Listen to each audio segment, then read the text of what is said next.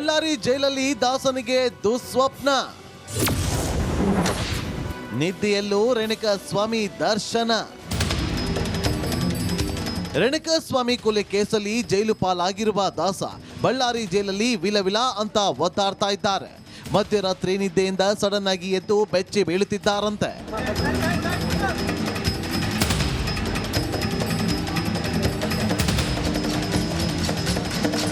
ಬಳ್ಳಾರಿ ಜೈಲಿನಲ್ಲಿ ಪೊರ್ಕಿ ಕಣ್ಣು ಮುಚ್ಚಿದ್ರೆ ಸಾಕು ರೇಣುಕಾಸ್ವಾಮಿ ಕಾಣಿಸ್ತಾ ಇದ್ದಾನಂತೆ. ದರ್ಶನ್ಗೆ ಕೆಟ್ಟ ಕನಸುಗಳು ಕಾಣಿಸಿಕೊಳ್ತೀವಿ ಅಂತೆ. ಪದೇ ಪದೇ ಪಟ್ಟಣಗೆರೆ ಶೆಡ್ನಲ್ಲಿ ನಡೆದ ರೇಣುಕಾಸ್ವಾಮಿ ಕೊಲೆ ರಣಭೀಕರ ದೃಶ್ಯಗಳು ನೆನಪಾಗ್ತಾ ಇದೆಯಂತೆ.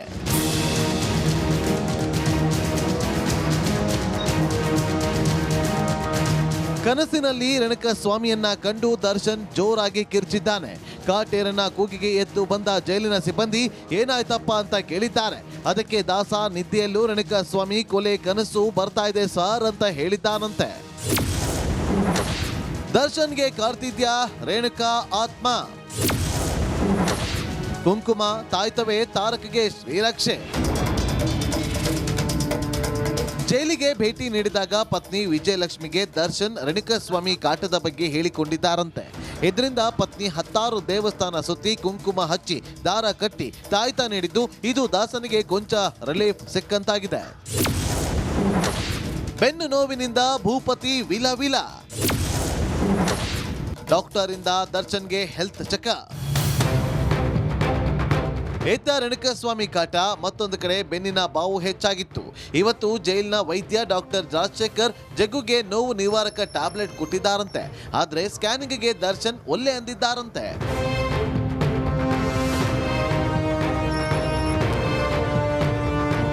ಅದೇನೇ ಇರಲಿ, ಕಾಟೇರನ ಕನಸಲ್ಲಿ ರೇಣುಕಾಸ್ವಾಮಿ ಕಾಣಿಸಿಕೊಳ್ತಿರೋದು ಆಶ್ಚರ್ಯದ ವಿಷಯವೇನಲ್ಲ. ಯಾವುದಾದ್ರೂ ಕೊಲೆ ಕೃತ್ಯವೆಸಗಿದಾಗ ಈ ರೀತಿಯ ಅನುಭವ ಸಹಜ ಅನ್ನುತ್ತೆ ವೈದ್ಯ ಲೋಕ.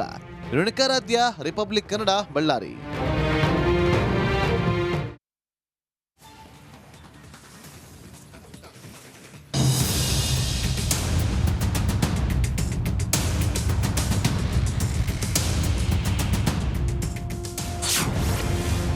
ಜಾಮೀನಿಗಾಗಿ ಕಾಟೇರನ ಕಾತರ. ಕೋರ್ಟ್ ಮುಂದೆ ಕಾರಣ ಕೊಟ್ಟ ವಕೀಲರು.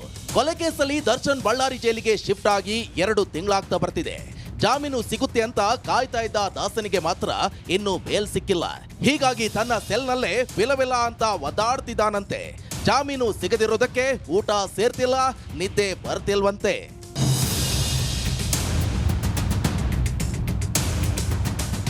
ದರ್ಶನ್ನ ಹೇಗಾದ್ರೂ ಜೈಲಿಂದ ಹೊರ ತರಲೇಬೇಕು ಅಂತ ವಿಜಯಲಕ್ಷ್ಮಿ ಕಸರತ್ತನ್ನ ನಡೆಸ್ತಾ ಇದ್ರು. ದಾಸನ ಪರ ಸಿ.ವಿ. ನಾಗೇಶ್ ವಕಾಲತ್ತು ಮಾಡ್ತಿದ್ದಾರೆ. ದರ್ಶನ್ಗೆ ಜಾಮೀನು ಸಿಗಬೇಕು, ಅಲ್ಲದೆ ಯಾಕಾಗಿ ಸಿಗಬೇಕು ಅಂತ ಕೋರ್ಟ್ಗೆ ವಕೀಲ CV. Nagesh point to point ಮಾಹಿತಿ ಕೊಟ್ಟಿದ್ದಾರೆ. ದಾಸನಿಗೆ ಬೇಲ್ ಯಾಕೆ? ಸಾಕ್ಷಿ ನಂಬರ್ 69 ಬಿಟ್ರೆ ಈ ಪ್ರಕರಣದಲ್ಲಿ ಬೇರೆ ಸಾಕ್ಷಿಗಳೇ ಇರಲಿಲ್ಲ. ಈ ಕೇಸ್ನಲ್ಲಿ ಸಾಕ್ಷಿಗಳ ಹೇಳಿಕೆ ದಾಖಲಿಸಲು ವಿಳಂಬ ಆಗ್ತಿದೆ. ಕೆಲವು ಸಾಕ್ಷಿಗಳನ್ನ ಪೊಲೀಸರೇ ಸೃಷ್ಟಿ ಮಾಡಿದ್ದಾರೆ. ಪ್ರತ್ಯಕ್ಷದರ್ಶಿ ಪಟ್ಟಣಗೆರೆ ಶೆಡ್ನ ವಾಚ್ಮ್ಯಾನ್ ಹೇಳಿಕೆಯನ್ನ ಕೊಲೆಯಾದ 5 ದಿನದ ಬಳಿಕ ಅಂದ್ರೆ ಜೂನ್ 13ರಂದು ದಾಖಲಿಸಲಾಗಿದೆ. ಇತರರ ಹೇಳಿಕೆಯನ್ನ ಜೂನ್ 15ರಂದು ದಾಖಲು ಮಾಡಲಾಗಿದೆ. ಈ ವಿಳಂಬಕ್ಕೆ ಕಾರಣಗಳನ್ನ ತನಿಖಾಧಿಕಾರಿ ನೀಡಿಲ್ಲ. ಜೂನ್ 8ರಂದು ಸಾವು ಸಂಭವಿಸಿದೆ. ಜೂನ್ 11ರಂದು ಪೋಸ್ಟ್ ಮಾರ್ಟಮ್ ಮಾಡಲಾಗಿದೆ. ಈ ವಿಳಂಬಕ್ಕೆ ಸೂಕ್ತ ಕಾರಣವನ್ನ ನೀಡಿಲ್ಲ. 2.5 ಇಂಟು 1 ಸೆಂಟಿಮೀಟರ್ ಅಳತೆಯ ಒಂದು ಗಾಯವಾಗಿದೆ. ಉಳಿದ ಗಾಯಗಳು ಮೂಗಿಗೆ ಆಗಿವೆ. ಸಾವಿನ ಸಮಯ ಅಂದಾಜು ಮಾಡಲು ಸಾಧ್ಯವಿಲ್ಲ ಅಂತ ಹೇಳಲಾಗಿದೆ. ಪೋಸ್ಟ್ ಮಾರ್ಟಮ್ ರಿಪೋರ್ಟ್ ನಲ್ಲಿ ಹೀಗಂತ ಹೇಳಲಾಗಿದೆ. ಶವವನ್ನ ಕೋಲ್ಡ್ ಸ್ಟೋರೇಜ್ ನಲ್ಲಿ ಇರಿಸಿದ್ರಿಂದ ಸಮಯ ಅಂದಾಜಿಸಲಾಗಲಿಲ್ಲ. ಹೀಗಾಗಿ ನಿಖರ ಮಾಹಿತಿ ನೀಡಲಾಗುವುದಿಲ್ಲ ಅಂತ ವರದಿ ಇದೆ.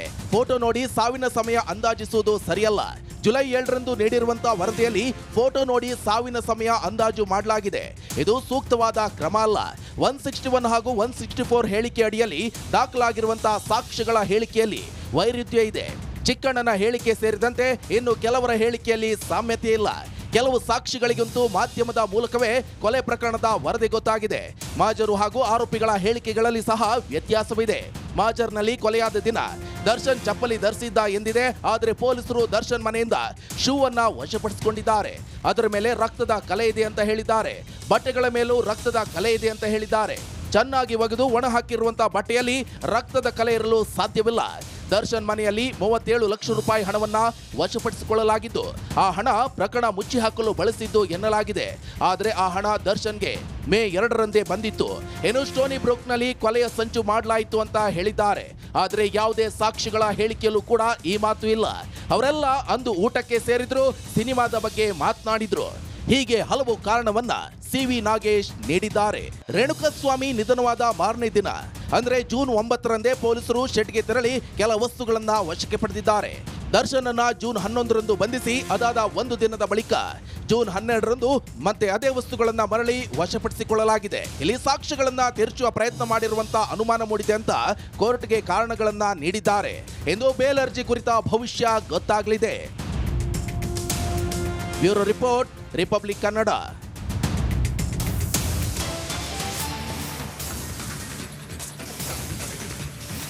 ವರುಣಾರ್ಭಟಕ್ಕೆ ಬೆಂಗಳೂರು ತತ್ತರಿಸಿ ಹೋಗಿದೆ. ಭಾರಿ ಮಳೆಗೆ ಜನಜೀವನ ಅಸ್ತವ್ಯಸ್ತವಾಗಿದೆ.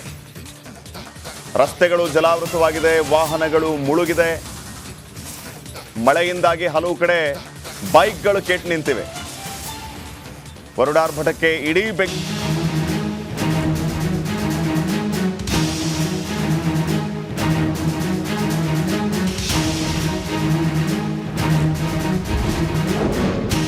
ಬೆಂಗಳೂರಿನಲ್ಲಿ ಮತ್ತೆ ಮಳೆ ಆರ್ಭಟ. ಧಾರಾಕಾರ ಮಳೆಗೆ ರಸ್ತೆಗಳು ಜಲಾವೃತ. ಬಂಗಾಳಕೊಲ್ಲಿಯಲ್ಲಿ ಟರ್ಫ್ ಎಫೆಕ್ಟ್ನಿಂದ ಬೆಂಗಳೂರಿನಲ್ಲಿ ಕಳೆದ 2-3 ದಿನಗಳಿಂದ ಮಳೆಯಾಗುತ್ತಿದೆ. ಕತ್ತಲಾಗುತ್ತಿದ್ದಂತೆ ಎಂಟ್ರಿಯಾಗುವ ವರುಣನ ಅಬ್ಬರಕ್ಕೆ ಸಿಲಿಕಾನ್ ಸಿಟಿಯ ಹಲವು ಅವಾಂತರಗಳು ಅನಾವರಣವಾಗುತ್ತಿವೆ. ರಸ್ತೆಗಳು ಜಲಾವೃತವಾಗಿದ್ದು ಹಲವೆಡೆ ವಾಹನಗಳು ಮುಳುಗಿ ಹೋಗಿವೆ.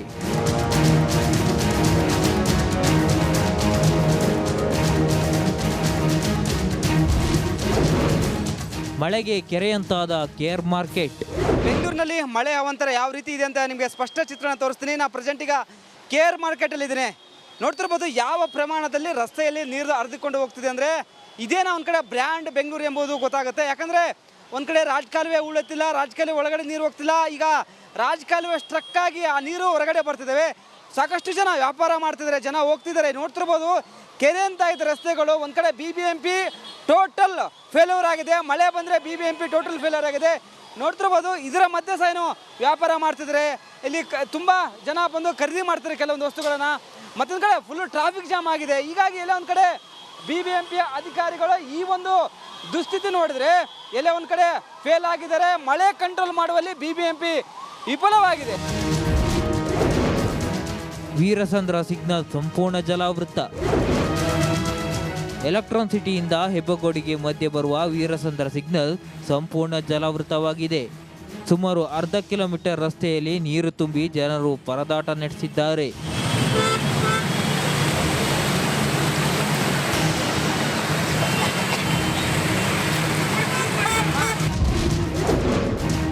ಟೌನ್ನಲ್ಲೂ ಮಳೆಯ ಆರ್ಭಟಕ್ಕೆ ಜನರು ತತ್ತರ. ಸಿಲಿಕಾನ್ ಸಿಟಿ ಬೆಂಗಳೂರಿನಲ್ಲಿ ಸಂಜೆಯಿಂದ ಆರಂಭವಾಗಿರುವಂತಹ ಮಳೆಯಿಂದ ಸಾಕಷ್ಟು ರಗಳೆ ಆಗಿದೆ. ಬೆಂಗಳೂರಿನ ಹಲವು ಭಾಗದಲ್ಲಿ ಕೂಡ ಮಳೆ ಸುರಿತಾ ಇದೆ. ನಾನೀಗ ಟೌನ್ ಹಾಲ್ನ ಮುಂಭಾಗದಲ್ಲಿದ್ದೀನಿ. ನೀವು ದೃಶ್ಯದಲ್ಲಿ ಕೂಡ ಗಮನಿಸ್ತಾ ಇರ್ಬೋದು. ಈ JC ರಸ್ತೆ ಹಾಗೆ ಟೌನ್ ಹಾಲ್ನ ಸರ್ಕಲ್ ಏನಿದೆ, ಇಲ್ಲಿ ಮಳೆಯಿಂದಾಗಿ ರಸ್ತೆಯ ಮೇಲೆ ಕೂಡ ನೀರು ಹರಿತಾ ಇರುವಂಥ ದೃಶ್ಯವನ್ನ ನೋಡ್ತಾ ಇರ್ಬೋದು.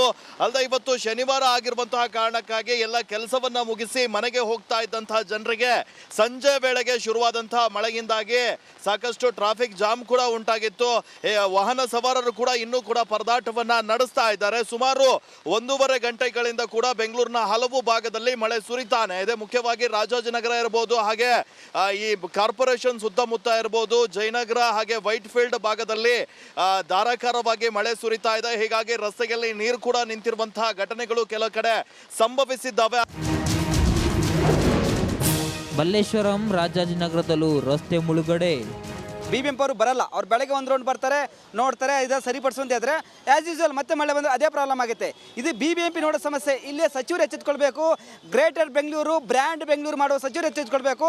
ನಿಮ್ಮ ಅಧಿಕಾರಿಗಳು ಯಾವ ರೀತಿ ಕೆಲಸ ಮಾಡ್ತಾರೆ ಗೊತ್ತಾಗುತ್ತೆ. ನೋಡ್ತಿರ್ಬೋದು ಎಲ್ಲವೂ ರಸ್ತೆಯೆಲ್ಲ ನೀರು ನಿಂತಿದೆ. ನೋಡ್ತೀವಿ ಯಾವ ರೀತಿ ಅದು ಮಲ್ಲೇಶ್ವರ ಭಾಗದಲ್ಲಿ ಈ ಒಂದು ಪರಿಸ್ಥಿತಿ ಬಂದಿದೆ ಅಂದರೆ, ಯಾಕಂದರೆ ಬೆಂಗಳೂರು ಅರ್ಧ ಡ್ಯಾಮೇಜ್ ಆಗಿದೆ ಈ ಮಳೆಯಿಂದ, ಈ ಗುಂಡಿಗಳಿಂದ. ಎಲ್ಲವೂ ಇದಕ್ಕೆ ಕಾರಣ ಅಂದರೆ BBMP ಅಧಿಕಾರಿಗಳೇ. ನೋಡಿ ಇಲ್ಲಿ ಫ್ಲೋ ಹೋಗಲ್ಲ, ಇದು ನೋಡಿ ಇದು ರಾಜಕಾಲುವೆ, ಇಲ್ಲಿ ಫ್ಲೋ ಹೋಗಲ್ಲ, ನೀರು ಸ್ಟ್ರಕ್ ಆಗಿದೆ. ಇದಕ್ಕೆ ಬಂದು ರಿಪೇರಿ ಮಾಡ್ಬೇಕು ತಾನೆ, ಬರುವ ಕೆಲಸಕ್ಕೆ ಆಗಲ್ಲ. ಯಾಕಂದರೆ BBMP ಅಧಿಕಾರಿಗಳು ಹೇಳ್ತಾರೆ ನಾವೆಲ್ಲ ರಿಪೇರಿ ಮಾಡಿ ಅಂತಾರೆ, ಗೊತ್ತಾಗುತ್ತೆ ನೋಡಿ. ನಾಯಂಡಹಳ್ಳಿಯಲ್ಲಿ ನದಿಯಂತಾದ ರಸ್ತೆ. ಇನ್ನು ಸಂಜೆ ಸುರಿದ ಮಳೆಗೆ ನಾಯಂಡಹಳ್ಳಿಯಲ್ಲಿನ ರಸ್ತೆ ನದಿಯಂತಾಗಿದೆ.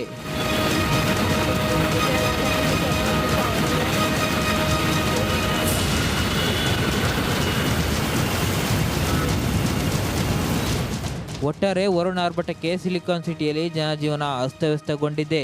ಜೊತೆಗೆ ಇನ್ನು 4-5 ದಿನ ಮಳೆ ಸುರಿಯಲಿದೆ ಅಂತ ಹವಾಮಾನ ಇಲಾಖೆ ಮುನ್ಸೂಚನೆ ನೀಡಿದೆ. Metro bureau, republic Kannada.